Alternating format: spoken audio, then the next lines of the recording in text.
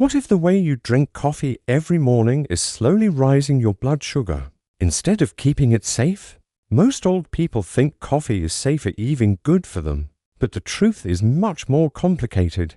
If you drink it wrong, it could progressively lead you to diabetes without you ever recognizing it. What if your daily coffee habit is part of the problem that makes you feel more fatigued, foggy, and confused when you get up tomorrow? If you really care about your health, your freedom, and being active in your 60s, 70s, and beyond, you should sign up right now. This channel is meant to give you true, research-backed suggestions on how to stay healthy as you get older, as well as simple morning routines for seniors and easy ways to live a healthier life without any misunderstanding, because disregarding the proper behaviors today can subtly change your health tomorrow, and most people don't notice it until it's too late. Now here's the shocking part. Coffee itself isn't the problem. When used correctly, it can actually be a very useful tool for keeping blood sugar levels stable. But research on nutritional behavior show that over 70% of seniors drink it the wrong way. Without recognizing it, the true question is not should you drink coffee, it's are you drinking it in a way that helps or hurts your body? And what you're going to learn could fundamentally transform how you do things every day. The secret truth about coffee and blood sugar. What if the cup of coffee you drink every morning is sending confusing messages to your body? Sometimes it helps your blood sugar, and other times it makes it worse. This is where a lot of older people get confused. Coffee isn't just good or bad. It acts differently depending on your body when you drink it. And what you do. Picture waking up, taking that first sip and thinking you're doing something safe. But what if your body starts reacting in ways you can't see within minutes? We need to comprehend that reaction that you can't see right now. If you don't, it could steadily hurt your long-term health without any obvious indicators. Harvard Medical School says that drinking coffee regularly over a long period of time may lower the chance of getting type 2 diabetes. This sounds good, and it should. But here's something most people don't know. These benefits come from practices that are consistent and controlled throughout time, not from eating or drinking things at random times. Coffee can protect you, but only if you work with your body, not against it. So, take a time to think about it and ask yourself honestly, are you drinking coffee on purpose and with control, or is it just something you do without thinking about it? Let's look more closely at what really happens in your body. Caffeine is in coffee, and it makes your central nervous system work faster. That's why you're more awake and aware. But caffeine also makes your body release cortisol, which is the hormone that makes you feel stressed. Think about this carefully. Your body can't always tell the difference between stress from danger, and caffeine that gives you energy. So when cortisol levels go up, your body gets ready to act by releasing glucose into your blood. That means that your blood sugar can go up for a short time even if you don't eat sugar. Have you ever felt a little wobbly, restless, or hungry not long after drinking coffee? Your body can be reacting to this precise procedure. The Mayo Clinic says that coffee can make insulin less effective in the short term, especially in elderly people. This indicates that your body isn't as good at transporting sugar from your blood to your cells. Now think about this. Your body can manage it if this happens every now and again. But what do you think happens over months and years if it happens every single morning, day after day? This is how tiny behaviors can slowly turn into greater health problems. Now things get even more interesting. Coffee is also full in antioxidants, especially chlorogenic acid. Over time, these molecules can actually help your body absorb glucose better. So, coffee is good for you in some ways. On the other hand, it can cause short-term increases. This makes everything even, and your everyday habits decide which side prevails. Picture yourself holding a scale. Every choice you make about coffee either tips it towards safety or danger. What side do you think your present regimen is helping? Let's put this in a real-life situation. Imagine two old people. One person drinks coffee with sugar on an empty stomach right after waking up. The other one waits, eats a little lunch that is balanced, and sips coffee with no sugar. They're both sipping coffee, yet their bodies are reacting in quite different ways. One is causing recurrent surges in glucose and hormonal stress, while the other is helping to keep energy levels consistent and metabolic balance. Now ask yourself, which one do you feel closer to right now? Age-related metabolic change is another major aspect. As we become older, our bodies naturally become less sensitive to insulin. This implies that your body has to work harder to keep your blood sugar in check.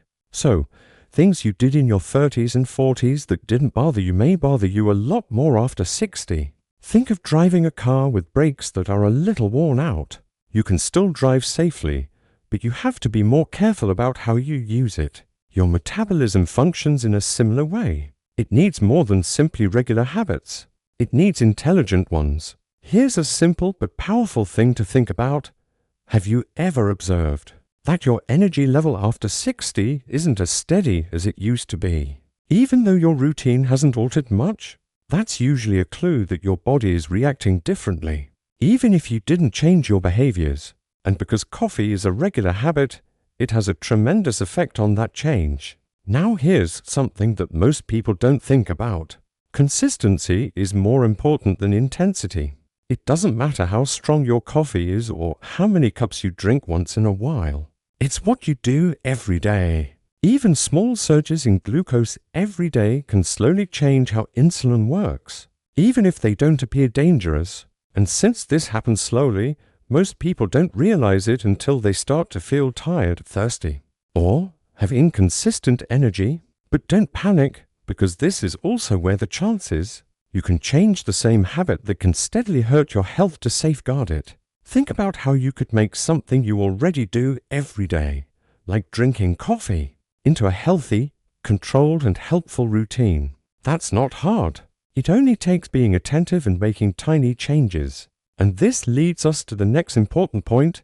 Even if you understand everything we just spoke about, one error might still ruin all the good things. And that mistake is something that most seniors do every morning without even thinking about it. You need to know what that mistake is before you take your next sip. Fixing it could mean the difference between stable blood sugar and a spike that happens every day. But you don't know about it. The most dangerous thing seniors do when they drink coffee.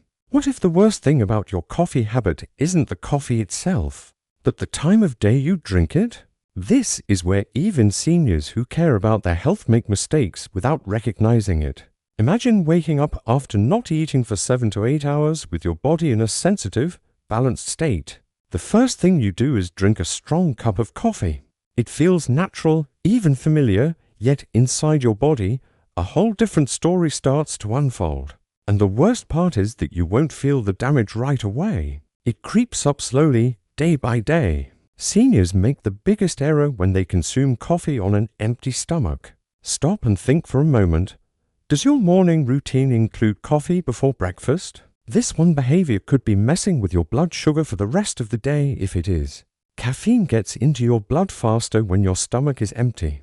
This makes cortisol, your stress hormone, increase more sharply, which tells your liver to release glucose that it has stored.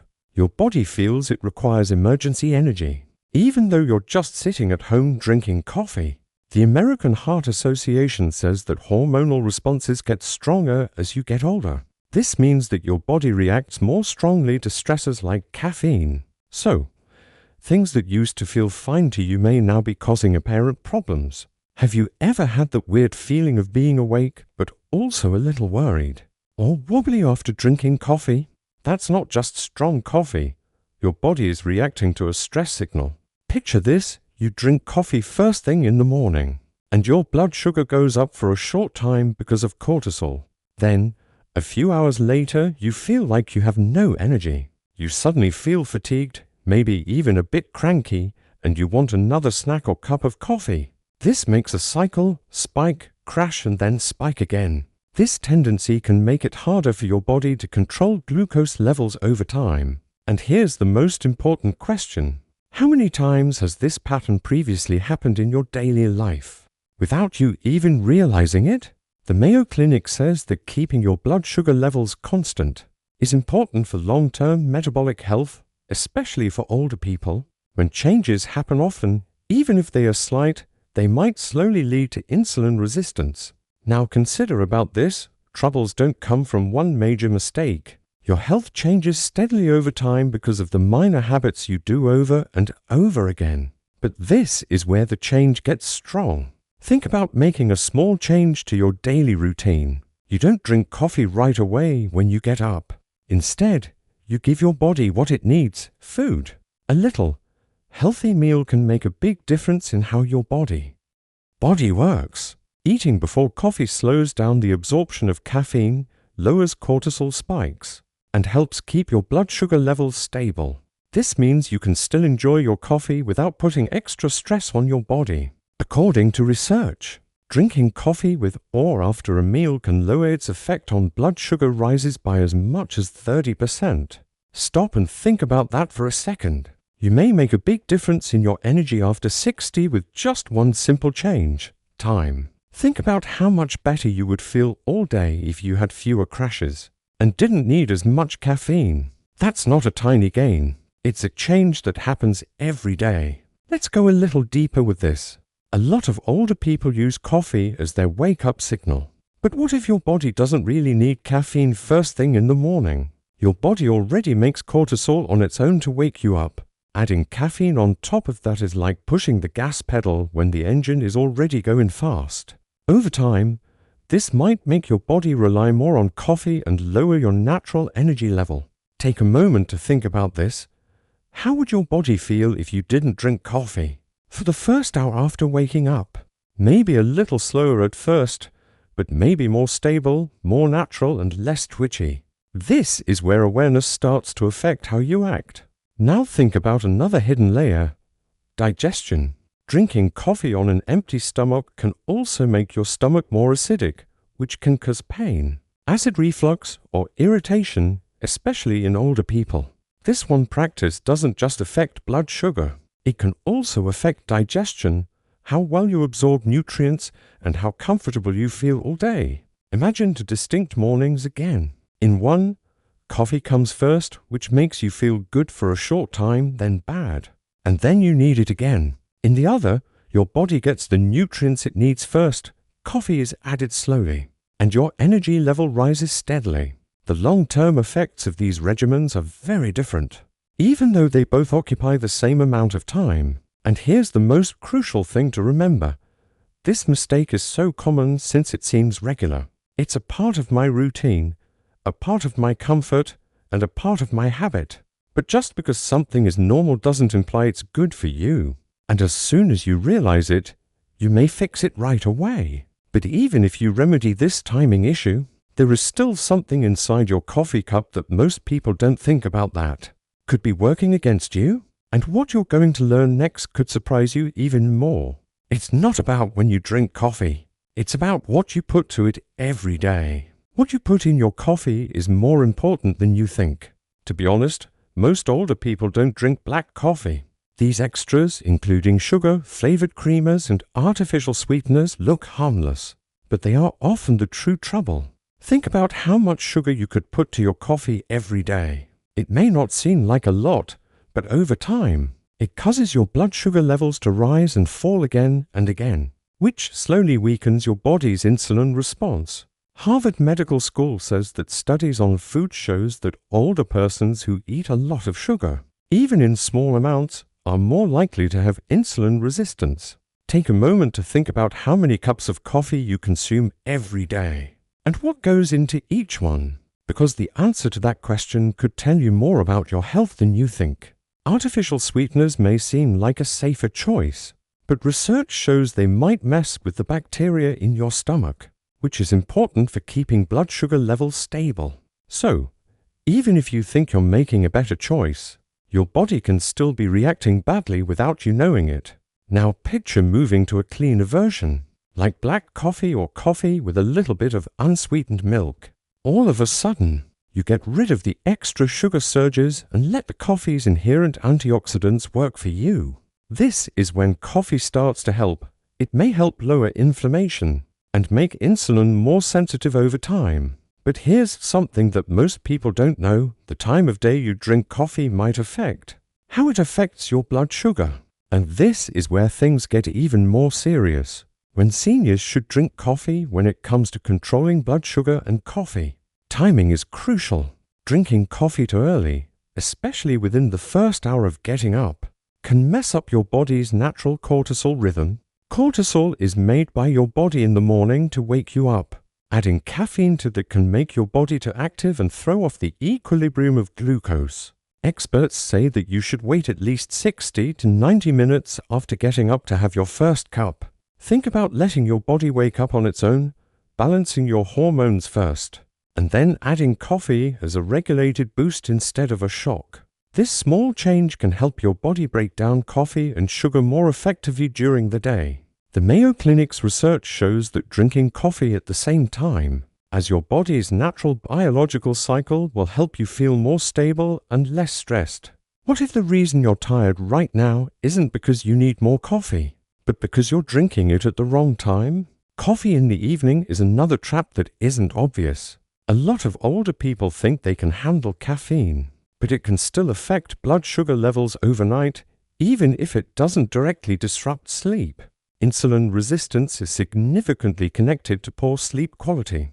That cup of coffee you have in the late afternoon or evening could be influencing your energy and blood sugar levels the next day. And just when you think you know everything, there's one more advanced trick that can make coffee a great anti-aging routine for people over 60.